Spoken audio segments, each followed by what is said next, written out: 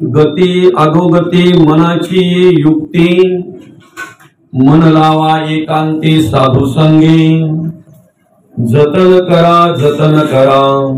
धावते सैरा ओढाळते। मान अपमान मनाचे लक्षण, लावलिया ध्यान तेची करी, जतन करा धावते सैरा ओढाळते। तुका म्हणे मन उतरी भव सिंधू, तुका म्हणे मन उतरी भव सिंधू, मन करी बंधू 84चा, जतन करा धावते सैरा ओढाळते। प्रस्तुत प्राप्त समयी आजच्या या प्रवचन रूपी सेवेकरिता घेतलेला अभंग देऊचे सुप्रसिद्ध साधू वैराग्याचे महामेरू जगद्गुरु जगद्वंदनीय श्री संत महंत श्रीमंत श्री तुकाराम महाराज आणि श्री महाराजांच्या गाथेतील या ठिकाणी तुम्ही आम्ही ज्या गतीची अपेक्षा करतोय,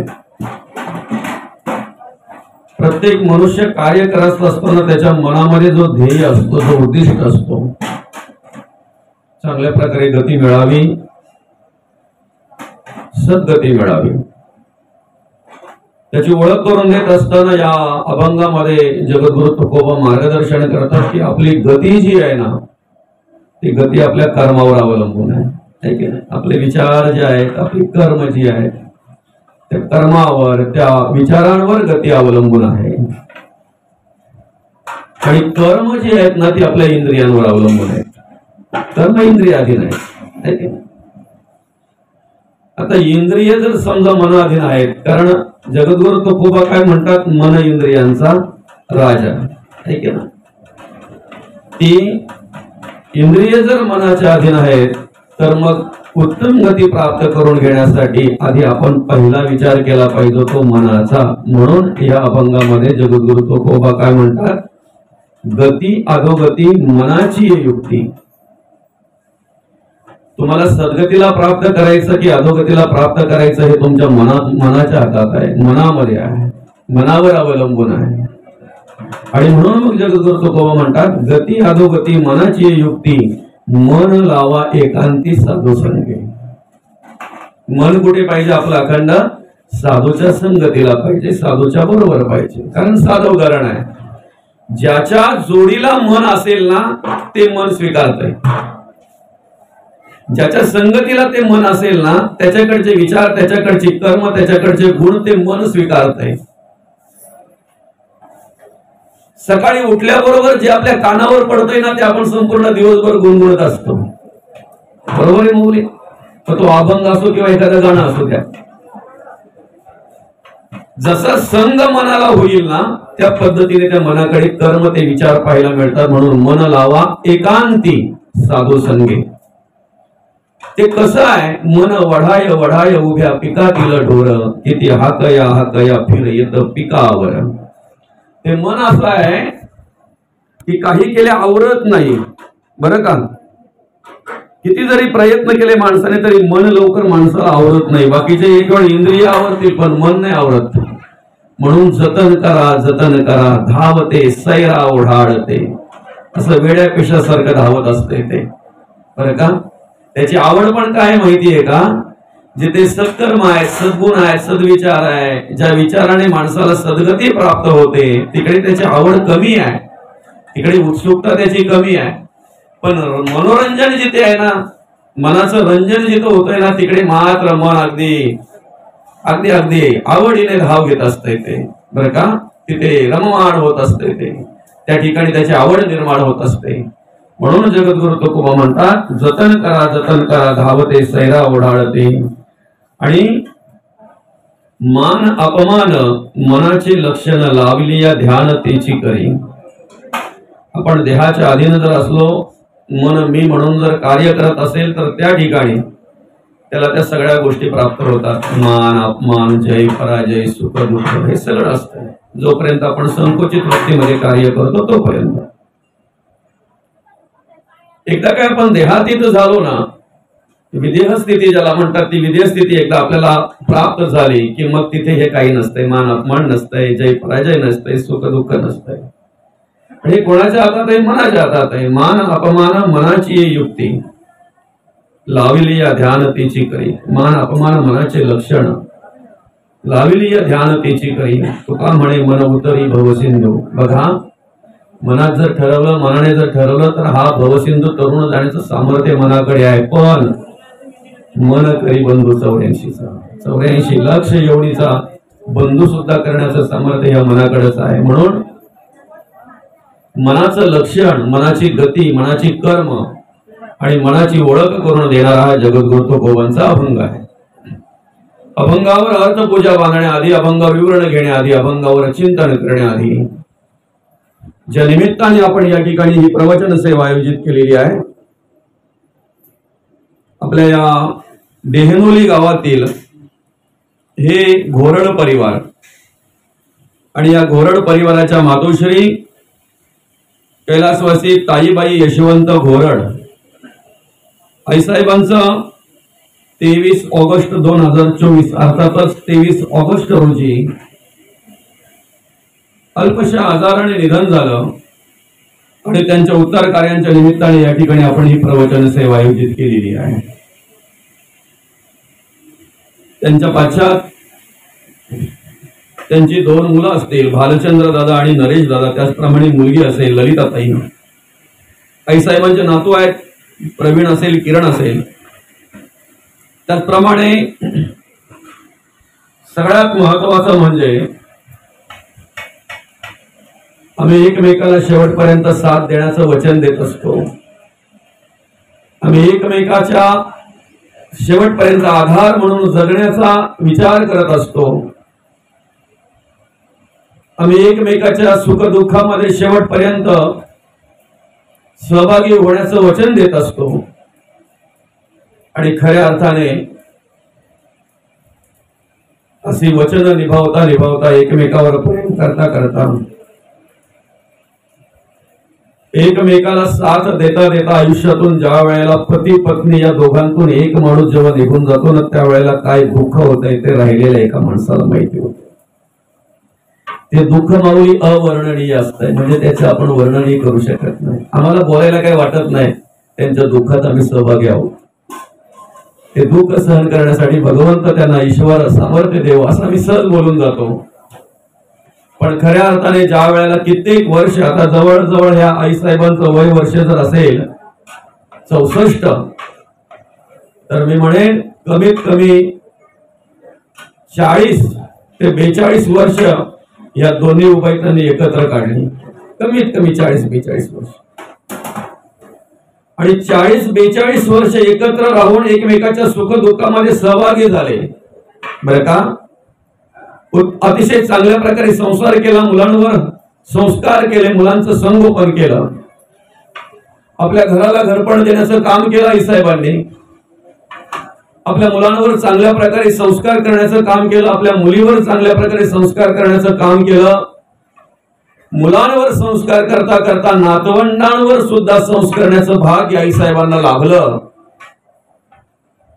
पण सुखाचा संसार सुरू असताना, आनंदाचा संसार सुरू असताना एखाद्या आजाराने ग्रासावं आणि त्या आजाराने त्या आईसाहेबांना घेऊन जावं. सगळ्यात मोठं दुःख जर असेल तर आमच्या बाबांना, अर्थातच ज्यांच्या उत्तर कार्यांच्या निमित्ताने आपण या ठिकाणी प्रवचन सेवा आयोजित केलेली आहे, ताईबाई यशवंत दोरड यांचे पती यशवंत बाबा सदानंद दोरड यांना सगळ्यात मोठं दुःख आहे. आणि ते दुःख आपण वाचायने वधू शकत नाही, सांगू शकत नाही. मृत्यू तर प्रत्येकाला आहे, जाणं प्रत्येकाला आहे, फक्त प्रत्येकाचं जाणं वेगवेगळं आहे. नाण्याची एखादी बाजू जर चेंबलेली असेल, चेंबडलेली असेल, पुसट असेल तर ते त्या नाणं चालत नाही. नाण्याच्या दोन्ही बाजू व्यवस्थित पाहिजेत. त्याचप्रमाणे नरदेह रूपी नाण्याच्या 2 बाजू आहेत. आम्हाला एक बाजूचं स्मरण असतंय, एक बाजूची आठवण असते. आम्ही जन्माला येण्याच्या काही दिवस आधी आमच्या घरातल्यांना माहिती असते आमच्या घरात कोणतरी जन्माला येणार आहे. 9 महिने 9 दिवस तर आधी माहिती असतेच.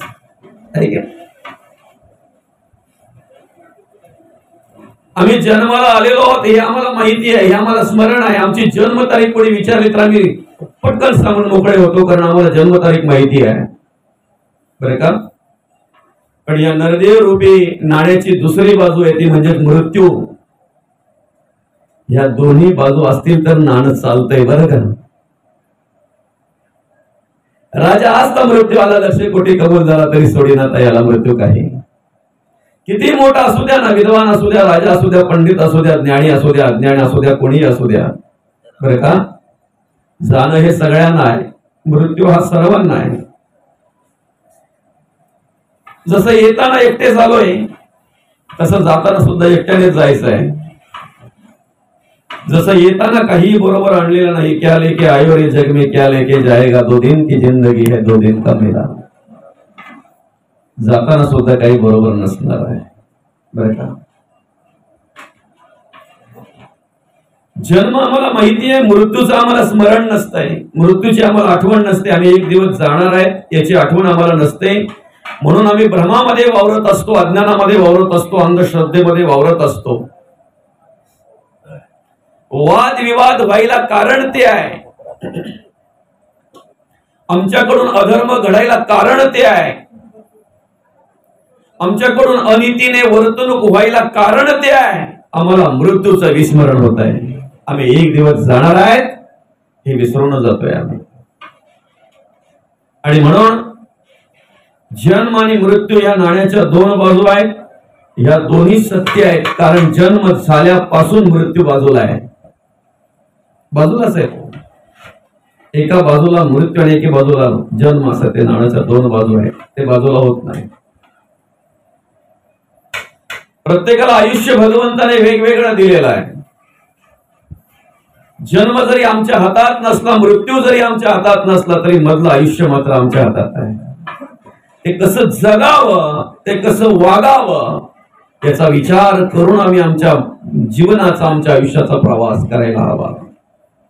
संतांनी नेमकं काय केलं? मृत्यूचं स्मरण ठेवलं. भीती नव्हती संतांना मृत्यूची. ज्याची भीती आम्हाला वाटते ना, त्याची भीती संतांना नव्हती.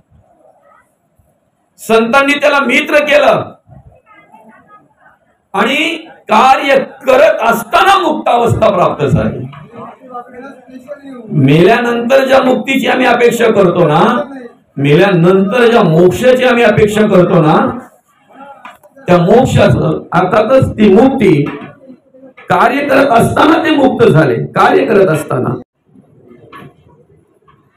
अर्थात आम्ही या ठिकाणी कार्य करत असताना आयुष्य हे आमच्या हातात आहे. ते कसं जगावं, कशा प्रकारे जगावं याचा विचार आम्ही करायला हवा.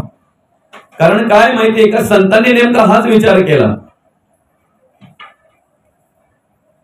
जोपर्यंत अंतरात्मा साक्षीला आहे, जोपर्यंत त्या अंतरात्म्याचं सामर्थ्य आहे, तोपर्यंत आम्हाला या देहाचं सार्थक करून घ्यायचं आहे. तोपर्यंत आम्हाला या जीवनाचं सार्थक करून घ्यायचं आहे. 83,99,999 योनीतून मुक्त होण्याचा मार्ग जर असेल तर हा नरदेह आहे, हा मनुष्य देह आहे, बरं का. ज्या मोक्षाची आम्ही अपेक्षा करतोय ना, ते मोक्ष जाणून घेण्याची, प्राप्त करण्याचा अधिकार या नरदेहाचा आहे. फक्त ते कशाला म्हणतात हे आम्हाला कळलं पाहिजे. मुक्ती कशाला म्हणतात, मोक्ष कशाला म्हणतात हे आम्हाला कळलं पाहिजे. प्रस्तुत अभंगातून जगद्गुरु तुकोबा आम्हाला ओळख करून देत असताना काय म्हणतात, गती अधोगती मनाची युक्ती, मन लावा एकांती साधू संगे. गती जी आहे ना आमची, कोणालाच असं वाटत नाही की माझ्या आयुष्यामध्ये मला दुःख प्राप्त व्हावं. कुणीही असू द्या, कसंही असू द्या, कुठल्याही जातीचा असू द्या, धर्माचा असू द्या, वर्णाचा असू द्या, कुठल्याही विचाराचा असू द्या, एवं पाप कर्म करणाऱ्या माणूस सुद्धा सुखाचीच अपेक्षा करत असतो. अधर्माने वागणारा माणूस सुद्धा सुखाचीच अपेक्षा करत असतो, बरं का. आणि म्हणून दुःखाची कोणी अपेक्षा करत नाही, पण ते प्राप्त झाल्याशिवाय राहत नाही. सुखाची अपेक्षा आम्ही करत असतो, पण ज्याची अपेक्षा आहे ते आम्हाला प्राप्त होत नाही, बरं का? आणि म्हणून मग सुख किंवा दुःख हे कशावर अवलंबून आहे त्याची ओळख करून देत असताना समजलेलं आहे. पापाचे फळ ते दुःख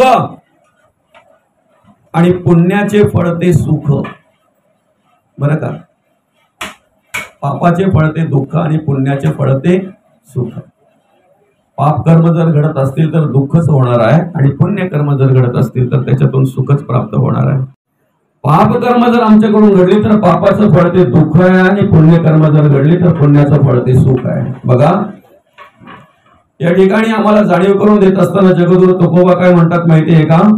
सद्गती मिळावी असे प्रत्येकाला वाटतंय, कोणालाच वाटत नाही की मी अधोगतीला जावं म्हणून.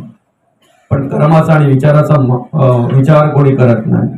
आम्ही कसं जगलं पाहिजे, कसं वागलं पाहिजे. आम्ही अभ्यास करत असतो, आम्ही वाचत असतो, आम्ही ऐकत असतो, आम्ही सगळ्या काही गोष्टी करत असतो, बरं का? त्याच्यातून आम्हाला हे सुद्धा ज्ञान होत असते, आम्हाला कळत असतं की काय केल्यानंतर काय मिळतंय, बरं का? काय केल्यानंतर काय मिळतं हे आम्हालाही माहिती असते. कुठली कर्म केल्यानंतर त्याला काय गती आहे, पुढे अवस्था काय आहे, हे सगळं माहिती असते त्याला. पण तरी सुद्धा सांगू का, जोपर्यंत तो ऐकतो ना तोपर्यंतच त्याला फक्त वाटते असं करू नये. करायची वेळानंतर मौल विसरतो तो, त्याला स्मशान वैराग्य म्हणतात. स्मशानात गेल्यानंतर मनुष्य विचार करतो, अरे काय येतंय माणसाच्या बरोबर, हाडाची काढ केली, रक्ताचं पाणी केलं, काय येतंय माणसाच्या बरोबर? काही येत नाही. पण ते स्मशान एकदा सोडलं ना की पुन्हा त्याची येरा माझ्या मागल्या आणि ताककड्या सांगल्या, परत आपल्या आहे ती कर्म चालू राहतात. संतांकडे जे विचार होते ते विचार आम्हाला आत्मसात करायचे, आमच्या अंतःकरणामध्ये आणायचे आहे आणि आमच्या अंतःकरणात जे आहेत त्यांचा आम्हाला त्याग करायचा आहे. हे आमच्या जीवनाचं सूत्र आहे, बरं का? संसार करत असता, प्रपंच करत असताना, या समाजामध्ये कार्य करत असताना संतांनी काय केलं? नाशिवंत वस्तूची ओळख घेतली, त्यांच्याविषयी उदासीनता संतांच्या अंतःकरणामध्ये निर्माण झाली. बघा किती फरक आहे. ज्या व्यक्तींविषयी, ज्या वस्तूंविषयी आमच्या अंतःकरणामध्ये ममत्व निर्माण आहे, माझं म्हणून ममत्व, त्या व्यक्तींविषयी, त्या वस्तूंविषयी संतांकडे काय निर्माण झालं? उदासीनता, उदासीनता निर्माण झाली. अभ्यास करत असताना, ओळख घेत असताना त्यांनी एक विचार केला की आज जे माझे आहेत ते याच्या आधी होते का? हा पहिला विचार आहे, बरं का? आज जे माझे आहेत ते याच्या आधी होते का? आज माझे आहेत हे मला कुठपर्यंत साथ देणारे आहेत, कुठपर्यंत मला माझ्या बरोबर आहेत, माझ्यावर कुठपर्यंत प्रेम करणार आहेत, कुठपर्यंत प्रेम करणार आहेत माझ्यावर? हीच माणसं, हीच मंडळी, हीच सगळं काही माझ्या उद्या माझ्या बरोबर असणार का? याचा विचार आपण करायला हवा. याचं उत्तर एकच आहे, जे आज आपल्या बरोबर आहेत ते काल नव्हते. 83,99,999 योनींमध्ये ते नव्हते.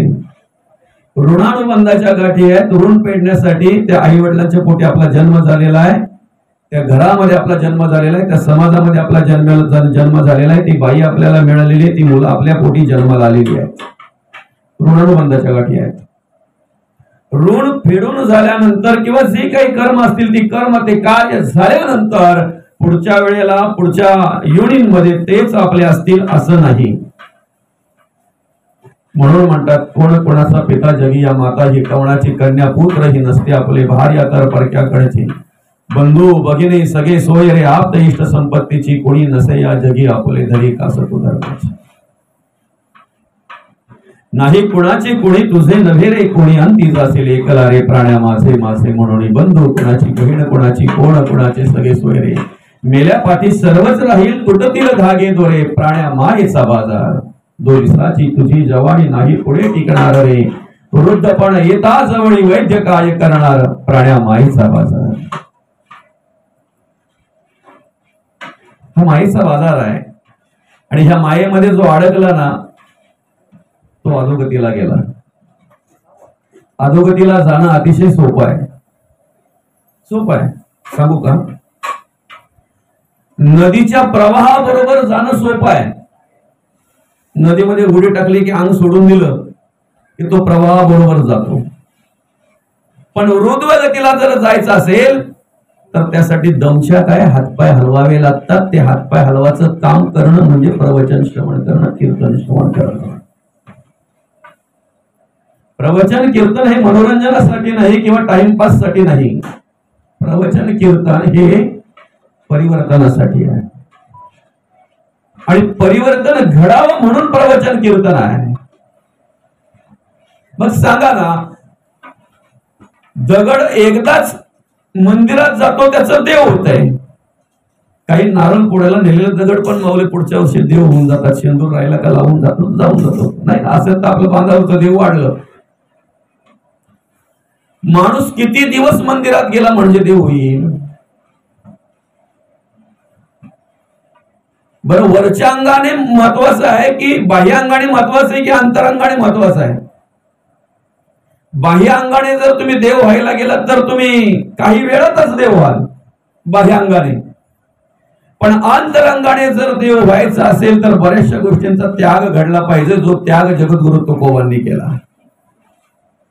बरं का?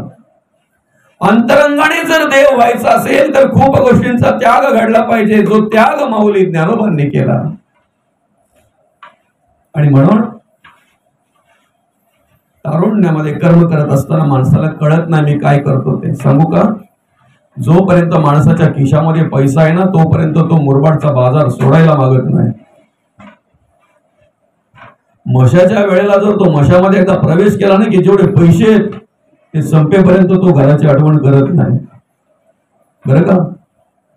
पण एकदा पैसे संपले ना की मग परतीच्या प्रवासाला निघताना विचार करतो तिकिटाला काहीच ठेवलं नाही. सांगू का? तिथे तुम्हाला तिकिटाला शेजाऱ्याकडून घेता येतील, इथे नाही. आर्थिक, कायिक, वाचिक आणि मानसिक ही चारही प्रकारची भगवंताने आपल्या बरोबर श्री शिल्लक दिलेली आहे. किती दिलेली आहे? असं म्हणतात, चोच निर्माण करण्याच्या आधी दाना निर्माण केलेला आहे. कुठल्याही जीवाला, बरं का, स्वेदज, अंडज, जारज आणि उद्भिज या चारही खाणीतील कुठल्याही जीवाला म्हणजे 84 लक्ष जीवणीचा जर विचार केला तर कुठल्याही जीवाला या ठिकाणी जन्माला घालण्याच्या आधी भगवंताने त्याची व्यवस्था केलेली आहे, मग जन्माला घातलेला आहे. पण आमची कर्म विचार विषय काय आपला, आमच्या तारुण्यामध्ये आम्ही काय करतोय ना हे आम्हाला कळत नाही. आम्ही पाहिजे तसा खर्च करत असतो. आर्थिक, कायिक, वाचिक, मानसिक या चारही गोष्टींचा पाहिजे तसा खर्च करत असतो. खर्च करून घेणारे कोण आहेत? एक ना दोन नाही ना माऊली. ते काम, क्रोध, लोभ, मद, मत्सर, दंभ, संशय, चिंता, असूया, अद्वया, भावना, कल्पना, इष्णा, वासना, आशा, ममता, तृष्णा याच्या पलीकडे बऱ्याच आहेत. आता मला दम लागला म्हणून तर थांबलो बोलता बोलता. बरं का? बरेच आहेत ते. तुम्हाला सांगू का, तुम्हाला जर पोहता येत असेल ना तर बाहेरच्या नदीच्या भोवऱ्यामध्ये जर तुम्ही सापडलात तर कदाचित वाचाल. जर पोहता येत असाल तर एखाद्या मगरीच्या मिठीमध्ये जर सापडलात तुम्ही आणि तुम्ही जर तिथे बुद्धीचा वापर केला, बरं का, तुमच्या शक्तीचा वापर केला तर काही वेळेला तुम्ही तिथून वाचाल. काम मगर मिठी सुटेना, तिरस्कार लागता तुटेना, मद मत्सर होटेना, भुली पडली वासना, धामीन पडली गाळा, घालून वेंटाळे व मी घरला, जिव्हाला आली वेळोवेळा भयानक. विषयांची सुख वाटे बहुगोड, बहुगोड वाटतंय. पण मग त्याचा पश्चाताप माणसाला केव्हा होतोय माहितीये का? तरुणपणी नाना भोग आणि मग वृद्धपणी नाना रोग करणे लागे उपभोग, अशी परिस्थिती आहे. जोपर्यंत आम्ही तरुण आहोत ना तोपर्यंत आम्हाला कळत नाही काय करावं, कसं जगावं, कसं वागावं. उलट अर्थी त्याला जर कधीतरी सांगितलं ना गावात सप्ताह आहे, हरिनाम सोहळा आहे, दादा चल ना, उत्तर काय असतंय माहितीये? मला काय गरज आहे, सगळं काही देवाने दिलंय. म्हणजे आम्हाला काही दिलं नाही म्हणून आम्ही जातो का? आर्थिक, कायिक, वाचिक, मानसिक चारही प्रकारची शिल्लक आहे तोपर्यंत तो थांबायला मागत नाही. पण एकदा काय वृद्धावस्थेमध्ये बरं का कर्माची गती एकदा काय प्राप्त झाली ना त्याला, की मग मात्र तो एकांतात बसून आठवत असतो तारुण्यात मी काही केलं. गरुड पुराण जर तुम्ही वाचलं असेल तर त्याच्यामध्ये बरीचशी प्रकरणं ही आलेली आहेत बरं का. माणूस गेल्यानंतर आपण ग्रंथ लावतोय ना, त्यावेळेला काही वेळेला गरुड पुराण लावलं जाते बघा. आपण वाचलं असेल, ऐकलं असेल, बरीचशी मंडळी असेल ते वाचलेली ऐकलेली नाही का. पहिला विषय असा आहे की जो आपण 18 अध्यायी गरुड पुराण लावतो, वाचतो, 18 पुराणांपैकी पूर्ण पुराण तो नाही बरं का. अजून बऱ्याचशा जणांना माहित नाहीये, वाचतात त्यांना असं वाटतं की 18 पुराणांपैकी तो एक पुराण अख्खा एक आहे. नाही, मुख्य गरुड पुराण हा 119 अध्यायांचा आहे. 18 पुराणांपैकी जो एक पुराण आहे ना गरुड पुराण, तो मुख्य जो आहे तो 119 अध्यायांचा आहे. त्याच्यामध्ये 3 संहिता आहेत, 3 भाग आहेत बरं का. त्यातला मधला भाग जो आहे ना आचार धर्म मधला भाग, त्यातले काही अध्याय इकडे घेतले ना, बाकीचा मनाचा टाकलाय. मी याच्याने बोलतोय काय माहितीये का, स्पष्ट बोलतोय. स्पष्ट म्हणजे 100% ते मनाचं टाकलेलं आहे. त्याच्यामध्ये बरंचसं मनाचं टाकलेलं आहे लेखकाने, माऊली. काही गोष्टी आहेत सत्य आहेत, काही गोष्टी सत्य आहेत. एकदा काय माणूस मेला की मग त्याचा ते त्या प्रेताला यमलोकापर्यंत पोहोचायला 1 वर्ष लागतो बरं का. आपला विषय काय माहिती आहे का, जोपर्यंत संचित आहे तोपर्यंत मनुष्य त्या गोष्टीचा विचार करत नाही. संचित संपली की मग पुढे जसं चित्र उभं राहतंय ना तसं मग त्याला केलेली कर्म आठवतात. नेमकं काय होतंय माहितीये का, 1 वर्ष त्याला ज्या वेळेला लागतो ना त्यावेळेला मध्यंतरी 16 प्रकारची नगरं सांगितलेली आहेत. म्हणजे मला उशीरवरून इथपर्यंत यायला किती गाव लागले माहितीये का, बरेच गाव लागले. त्या गावातून आल्याशिवाय मला डेणुळीला पोहोचता आलं नाही बरं का. तसं तुम्हाला त्या नगरातून गेल्याशिवाय यमलोकापर्यंत पोहोचता येत नाही, ते नगर पार करावं लागतंय. तर एक नगर असं आहे की तलवारीच्या पातीची धार असलेल्या पानांची झाडं त्यांना खेटून जावं लागतंय. मग ते बघितलं ना का मग माणसाने केलेली कर्म माणसाला आठवतात. मी काय केलं, काय बोलतो माहितीये तो तिथे, मी काय पाप कर्म केली की मला आता ह्या नगरातून जायला येणार आहे. मग ते आठवतंय त्याने काय काय केलं ते. बरंच काय काय. वैतरणी नावाची नदी आहे, ती नदी अशी काही पाण्याची नाही, शुद्ध पाण्याची कुवाची नदी आहे, नाश रक्ताची नदी आहे. ज्या चिखलाला उग्र असा वास येतोय अशा प्रकारे उग्र वासाच्या चिखलाची नदी आहे. बरंच काय आहे ते. तेवढं जरी सांगायला गेलं तरी पण आपला 1 तास कसा निघून जाईल पत्ता लागणार नाही. त्याच्या पुढे कर्माप्रमाणे त्याला पुढचं नरक ठेवलेलं आहे. आपण नरक 1 बोलतोय पण त्या ठिकाणी नरक 84 प्रकारचा मांडलेला आहे. 84 प्रकार आहेत नरकाचे. मग ते आपण जे बोलतोय ना तप्त लोखंडी कामाला मिठी मारायला लागते, हा एक प्रकार. इंगळांवर चालायला लावतोय, हा एक प्रकार बरं का. बरंच काय काय आहे ते. असं ते लोखंडाचं ते पाणी तापवून आणि मग ते कानामध्ये ओतलं जाते, काय ऐकलं तू, डोळ्यामध्ये ओतलं जाते, काय बघितलं तू, असे बरेच प्रकार आहेत.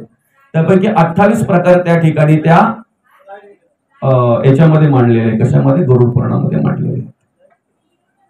महत्वाचा विषय काय माहितीये का, त्या ठिकाणी त्या कर्मातून मुक्त होण्याचे मार्ग अनेक सांगितलेले आहेत. मी जबाबदारीने म्हणतो की त्याच्यामध्ये काही मनाचं टाकलेलं आहे 100%. सोन्याची पाल दान करा. ज्याच्या घरात चहाला दूध नाही तो 10-10, 12-12 गाई कुठं दान करेल माऊली. ज्याला स्वतःला 2 वेळचं खायला मिळत नाही मामा काका, तो 2-2, 4-4 हजारांच्या माणसांची पंगत कशी उठवेल बरं का. म्हणून जगद्गुरु तुकोबांनी या सगळं खोडून काढलाय माऊली. जगद्गुरु तुकोबांनी काय केलंय, सगळं खोडून काढलंय. माऊली ज्ञानोबांनी काय केलं, हे सगळं खोडून काढलंय. काय म्हणतात माऊली ज्ञानोबा, योग याग विधी येणे नोय सिद्धी. जे मार्ग दुसऱ्यावर अवलंबून आहेत. ज्या मार्गाने तुमच्याकडे दांभिकपणा येतो, अभिमान येतो, अहंकार येतो, उपाधी निर्माण होते तुमच्याकडे, ते मार्ग तुम्ही का स्वीकारता? साधे मार्ग दिलेत ना. देवाची ये द्वारी उभा क्षण बघितले मुक्ती चारही साधी येल्या. सलोकता, समीपता, स्वरूपता, सायुज्यता या चारही मुक्ती तुम्हाला प्राप्त करून देण्याचा अधिकार नामस्मरणामध्ये. म्हणून हरिमुखे म्हणा, हरिमुखे म्हणा, पुण्याची गणना कोण करी. काय म्हणतात जगद्गुरु तुकोबा? नाम घेता न लगे मोल. कोणावर अवलंबून आहे सांगा ना. नाव घ्यायचं असेल तर कोणाची वाट बघायला पाहिजे? तो आल्यावर मगच घेईन. बरं, नाव जर तुम्हाला घ्यायचं असेल, नामस्मरण जर तुम्हाला करायचं असेल तर सांगा ना तुमच्या खिशामध्ये किती पैसे पाहिजे साधारणतः, तेव्हा तुम्हाला नामस्मरण करता येईल. सोपा उपाय दिलाय ना, पण आम्ही नको त्या मार्गाने जात असतो. सगळे अध्याय वाचा तुम्ही, पण सगळे अध्याय वाचल्यानंतर त्या अध्यायाच्या शेवटी सांगितलेलं आहे, जे शैव आहेत आणि जे वैष्णव आहेत, जे पांडुरंग परमात्म्याचं नामस्मरण करतायत, जे पांडुरंग परमात्म्याचं स्मरण करतायत, जे पांडुरंग परमात्म्याचं स्तवन करतायत, त्यांना हे काही करायची गरज नाहीये. स्पष्ट सांगितलेलं आहे. हे दान करा, ते दान करा, याला द्या, त्याला द्या, एवढे आणून ना मग त्यांना जेवायला घाला. बरं, त्याच्यामध्ये दुसरे दिसतच नाही का? दुसरे वर्णच नाहीत का?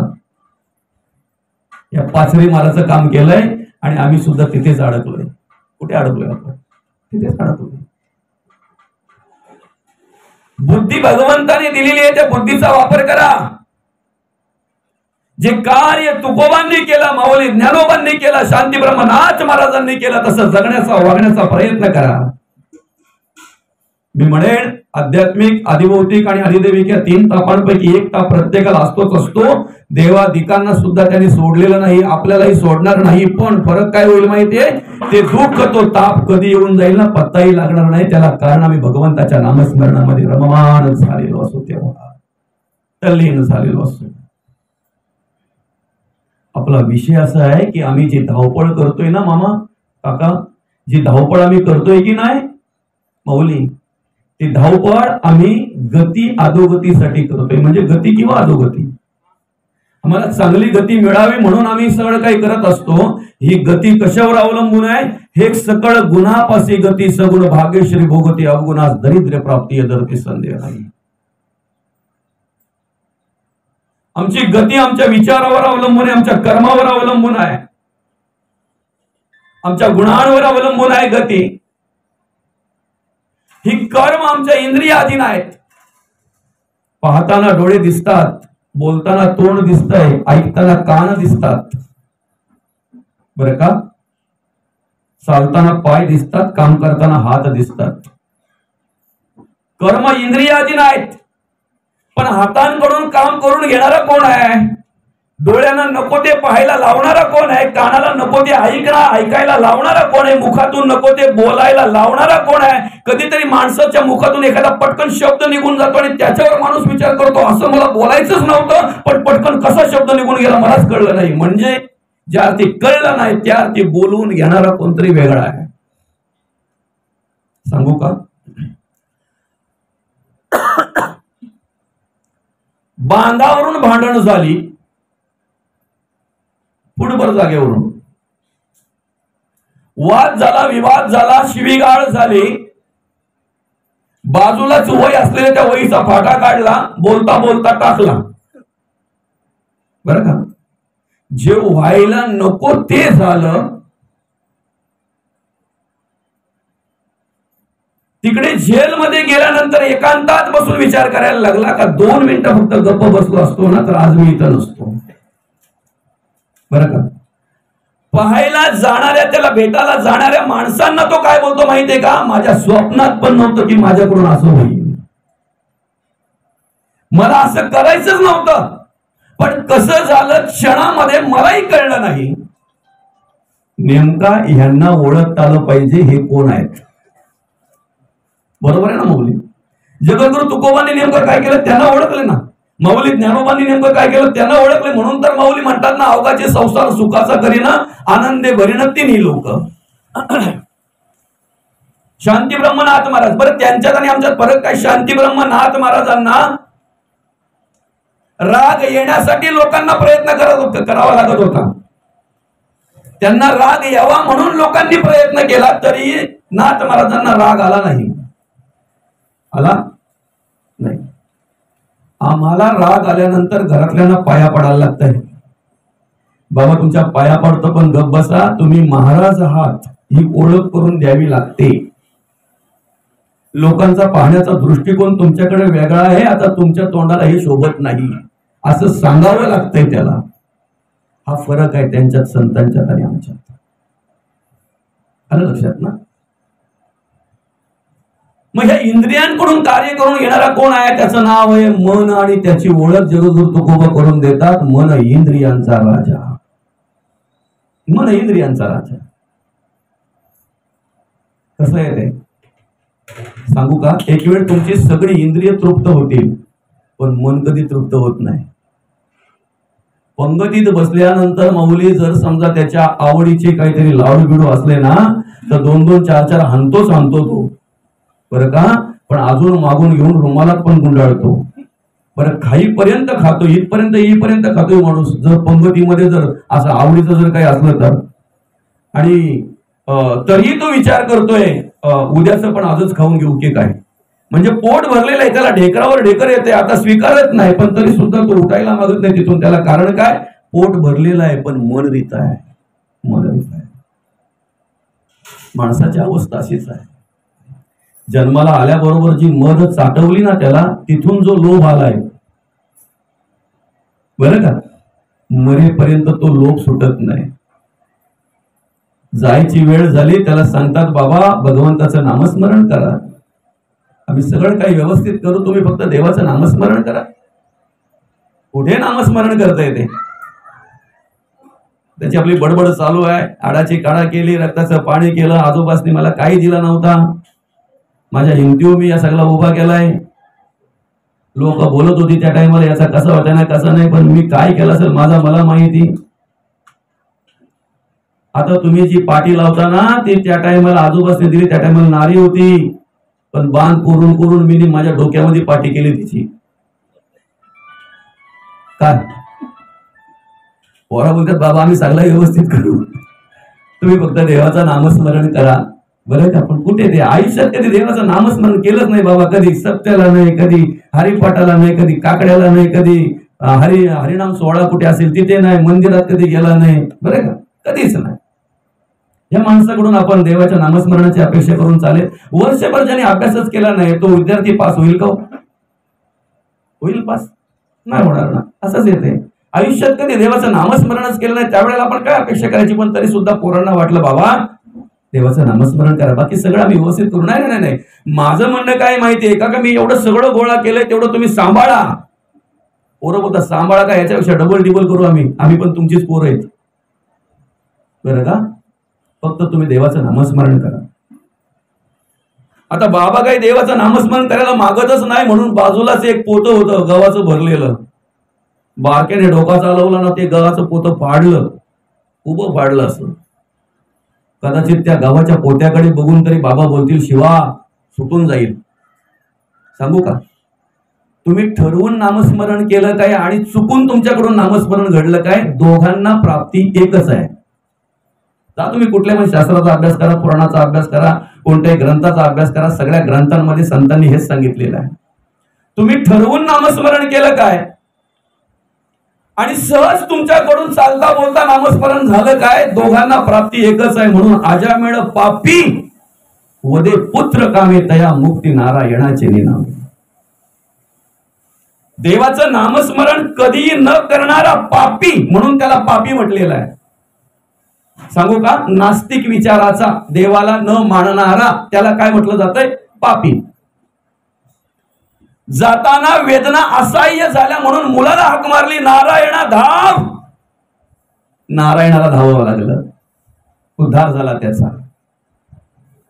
पोरांना वाटलं बाबा बोलले शिवा, ते पोत शिवा नाही ना, टाक घाला बोलला, पण शिवा नाही बोलला. त्या पोत्याला टाके घाला, फाटलं बघा ते, शिवा नाही बोलला, बरं का?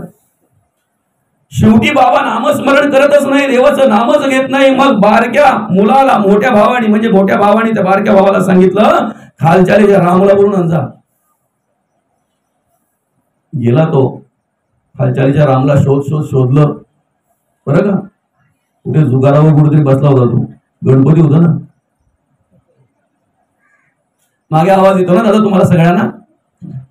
पुढच्या वेळेला जेव्हा तुमच्याकडे कधी काही कार्यक्रम असेल ना, उद्धारकार्यांचा किंवा कुठलाही, त्यावेळेला बसयाची व्यवस्था त्या साईडला करायची, म्हणजे जिथे आपली चूल असेल ना तिथं नाही करायची. बरं का, आता झालंय, असू द्या, हरकत नाही. त्याच्या पुढे लक्षात ठेवा, कारण तो ठसका आता आपल्याला जातो ना थोडा, त्याच्यानंतर त्यांच्या त्या चमच्यांचा कालत्यांचा आवाज आपल्याला येतो ना थोडा. नाही, असू द्या, हरकत नाही. सगळ्याच गोष्टी काय आपल्याला माहित नसतात ना, सांगल्याशिवाय काही गोष्टी माहित पण होत नाहीत ना, नाही का. असू द्या.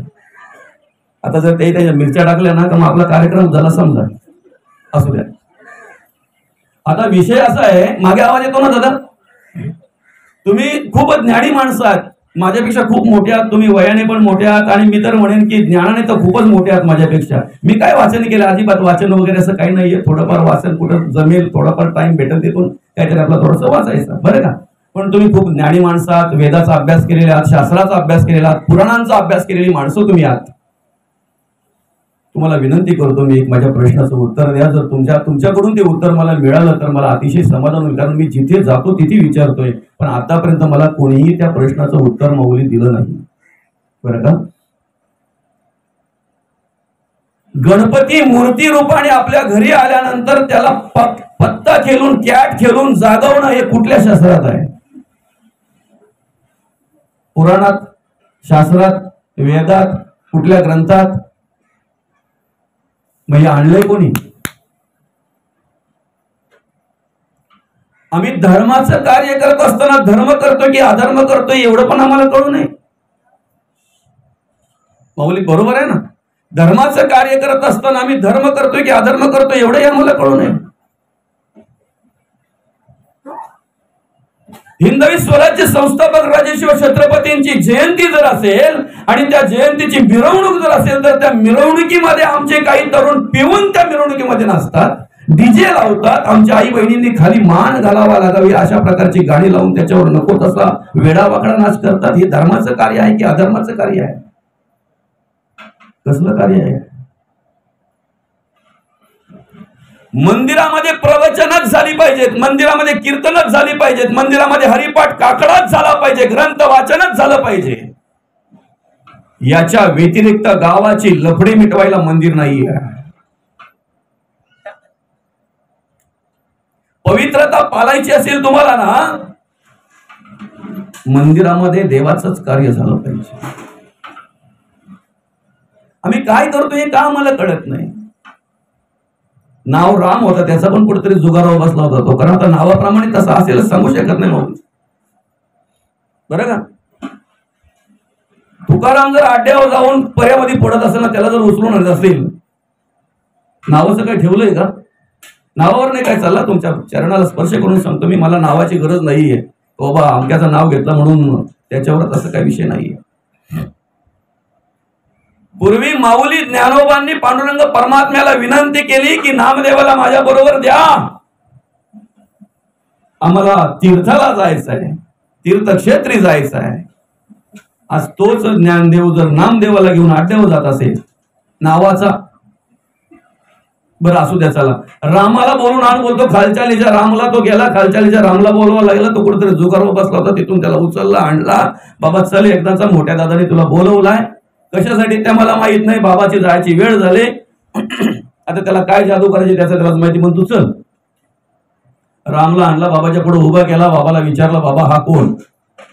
बरं का, पोरांचा अट्टास कशासाठी चालू आहे? बापाने देवाचं नामस्मरण करावं म्हणून. बाप बोलतो मी मारायला आलो म्हणून माझी शुद्ध गेली असं तुम्हाला वाटलं का? मी मरायला आलो म्हणून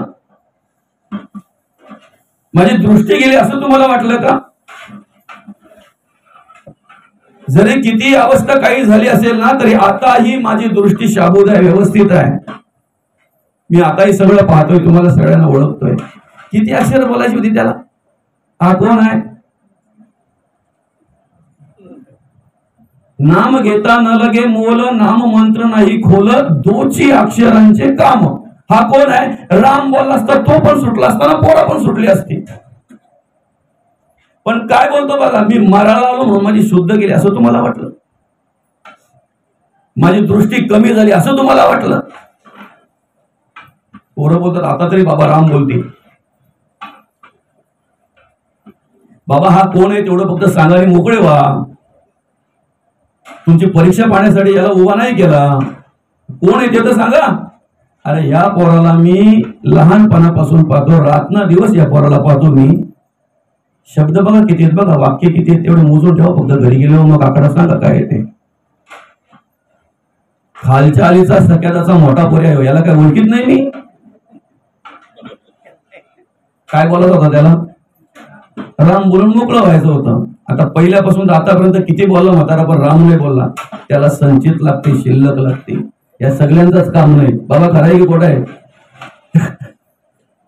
या सगळ्यांचंच काम नाहीये, शिल्लक लागते त्याला. बरं का? महत्वाचा विषय असा आहे की इंद्रिय जर मनाच्या अधीन आहेत तर जगद्गुरु तुकोबा म्हणतात, आधी मन घेई हाती तोची गणराज गणपती. मन इंद्रियांचा राजा.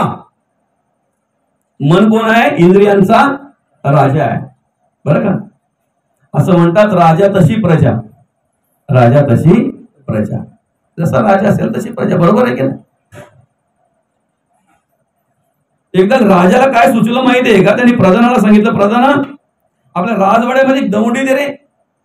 अमुक अमुक दिवशी अमुक अमुक वाजता आपल्या राजवाड्यातील सगळ्यांनी यायचं, सगळ्या पुरुषांनी यायचं. एक पण कोणी घरी थांबायचं नाही, सगळ्यांनी यायचं. जेवढे येतील ना तेवढ्यांच्या 2 रांगा करायच्या. बायकोची ऐकणाऱ्यांची रांग एक आणि बायकोचं न ऐकणाऱ्यांची रांग दुसरी. 2 रांगा करायच्या. कोणाला सुचलं?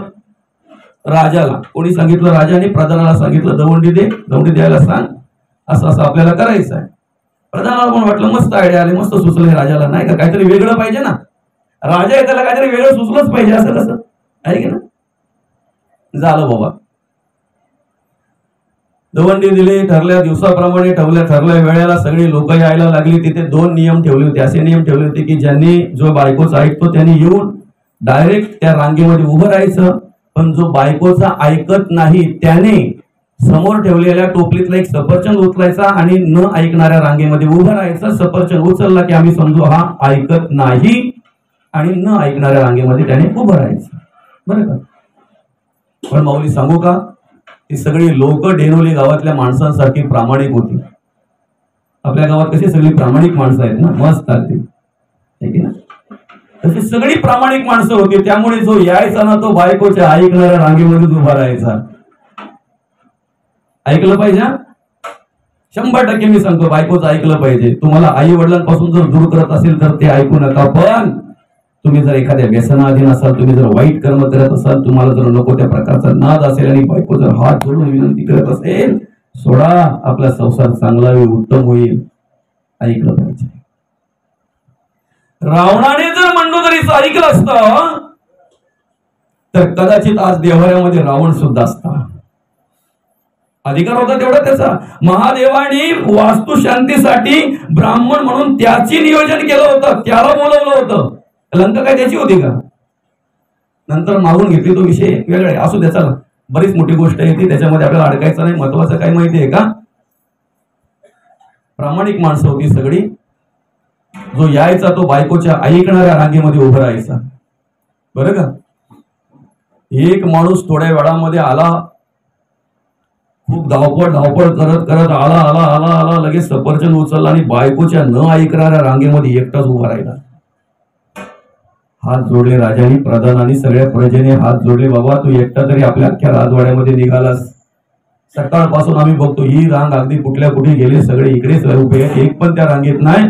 तू एक तरी आमच्या गावात असा आहेस, आम्हाला स्वाभिमान आहे दादा तुझा. पण तेवढ्यात राजाने विचारलं, दादा एवढा दम लागेपर्यंत धावला का तू? हळू आला असता तरी झाला असतं ना. नाही, घरून निघताना बायकोच बोलली धावत जा, पलत जा, आणि जायल ना तर बायकोच्या न ऐकणाऱ्या रांगेमध्ये सफरचंद घेऊन उभे राहा. कोण बोलली? बायको. आणि बहादर कुठे उभा राहिलाय?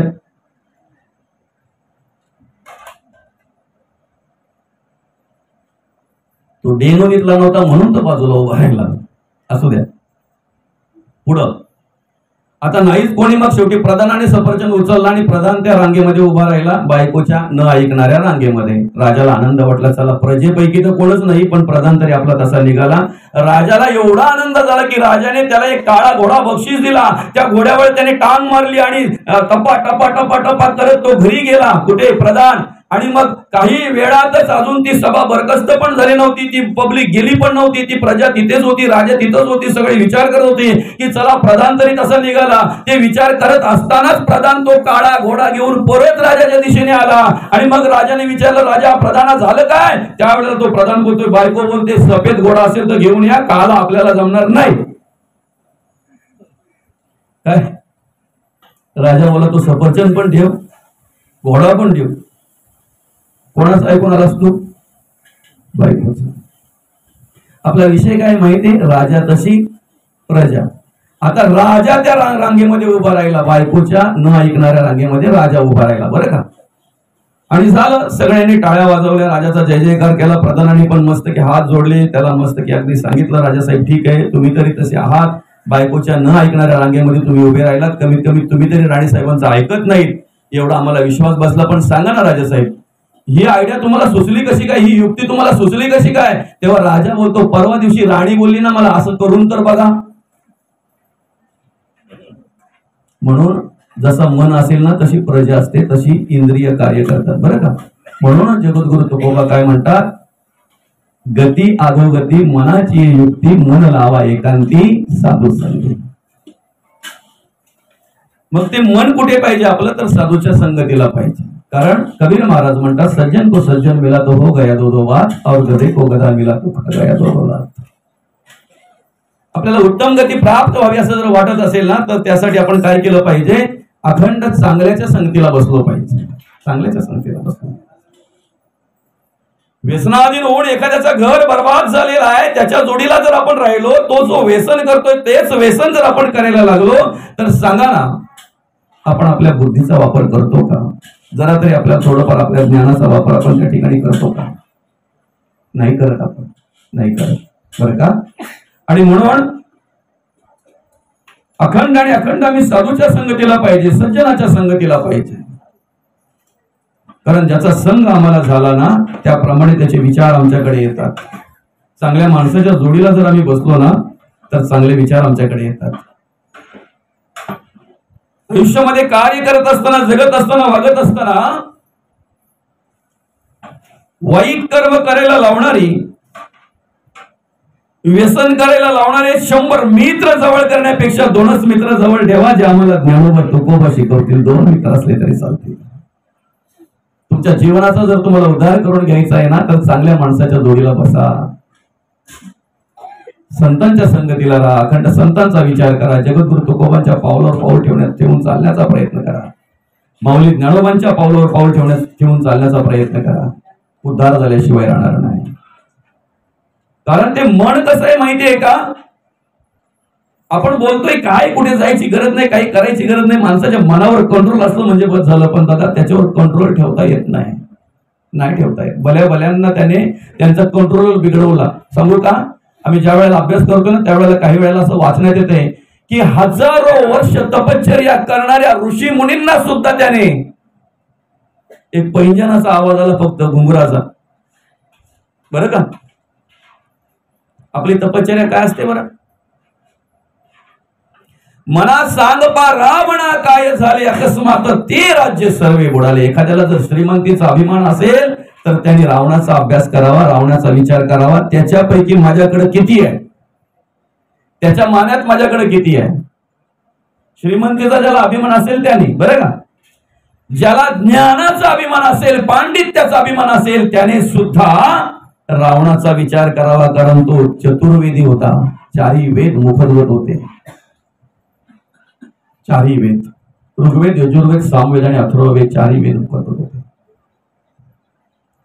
ज्याला भक्तीचा अभिमान असेल ना, की मी भक्ती श्रेष्ठ करतोय, मोठी भक्ती करतोय, चांगली भक्ती करतोय, मी देवाच्या बाबतीत कधीही कमी पडत नाही, सुगंधी अगरबत्ती शिवाय लावत नाही, तुपाच्या दिव्याशिवाय लावत नाही, आमचे हार मोठे असतात देवाला, कधीच बारका हार नसतो, फलाबिला आणायचं त्याचं मोठी फलं आणतो, आम्ही बारकी फला वगैरे आणत नाही.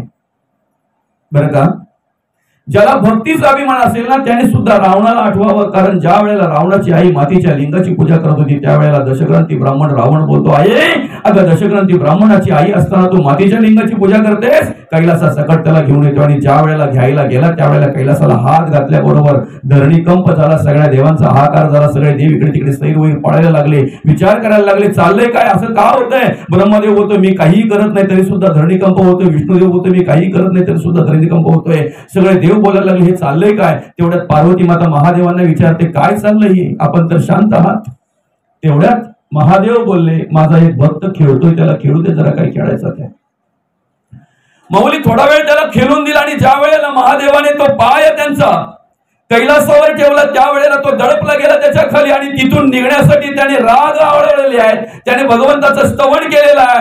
जर आपल्या भक्तीचा आपल्याला अभिमान असेल ना तर रावणाचा विचार याच्यासाठी करावा की त्या देवाचं त्या महादेवाचं स्तवन करत असताना आकड्याचा तुंतुन आणि शिराचा तंबोरा करणारा रावण आहे, त्याच्या मनात आपली भक्ती काय ती फक्त विचार करा. त्याच्या मनात आपण काय भक्ती करतोय आपण. आणि म्हणून मनाला जर आवरायचं असेल ना तर त्याला बंधन द्या, बंधन द्या त्याला, बरं का. एक राजाकडे एक बकरी होती. बकरी माहिती आहे ना, माहिती आहे बकरी. आपल्यापेक्षा महिलांना जास्त माहिती असते, कारण घरामध्ये एखादी मुलगी जर सतत काही ना काही खात असेल ना, माय मुलगी खरं की खोटं काय बोलतात माहिती तिला. तुम्ही बोलून दाखवू नका पण मला माहिती ना तुम्ही काय बोलतात ते, असू द्या. बकरीची जात अशी आहे ना, किती जरी चरली ना मौली तिला सकाळपासून संध्याकाळपर्यंत जरी जंगलात ठेवली ना तरी येताना ती कुठं ना कुठे तोंड लावणारच, कुठं ना कुठे तोंड घालणारच, बरं का. त्या राजाची बकरी, राजा कंटाळला होतो, किती किती काय काय खायला टाकलं तरी पण ती कुठं ना कुठे ते खाणारच, ते काही ना काही ते तोंड घालणारच, अशी बकरी होती ती. कंटाळला राजा, शेवटी दवंडी दिली. ह्या बकरीला असं कोणी करील का की मी किती जरी तिला खायला घातलं, एकदा पोटभर खायला घातल्यानंतर तिने ढुंकूनही पाहता कामा नये, कोणी तयार नाही. पण एक शेतकरी माणूस पुढे गेला, राजाला सांगितलं राजासाहेब मी तुमच्या बकरीला नीट करू शकतो. राजासाहेब म्हणाले रथी महारथी आले त्यांनी नाही केलं, तू काय करणार आहे, फक्त तिला 8 दिवस माझ्या ताब्यात द्या. काय बोलतो तो शेतकरी, 8 दिवस फक्त माझ्या ताब्यात द्या आणि मग तुमच्याकडे आणतो. जर तुम्ही सांगितल्याप्रमाणे नाही केली तर तुम्ही सांगाल ती सजा भोगायला मी तयार आहे. तुम्ही द्याल ते शासन, मला द्याल ती शिक्षा. दिली राजाने 8 दिवस त्याच्या ताब्यात, त्यांनी घरी आणली. खाईपर्यंत तिला खायला घालायचं माऊली, बरं का, खाईपर्यंत खायला घालायचा. आणि खाऊन झालं की नंतर की हिरवी पेंडी दाखवायचा तो, पण पेंडीवर जर धावली बकरी काही एक हातामध्ये काळी असायची, फाटकाने तिच्या मुशीवर मारून टाकायचा तो, रट्टावाचा लगेच. आलं का लक्षात. 4थ्या 5व्या दिवशी फक्त बकरी बघायची पण धावत नव्हती, तेव्हा त्याला विश्वास झाला का आला बाबा काहीतरी आपला. आलं का लक्षात. 7व्या दिवशी त्याने खाईपर्यंत खायला घातलं आणि हिरवी पेंडी बघितली, हिरवी पेंडी दाखवली तिला. हिरव्या पेंडीकडे बकरीने ढुंकून बघितलं नाही, कारण एक हातामध्ये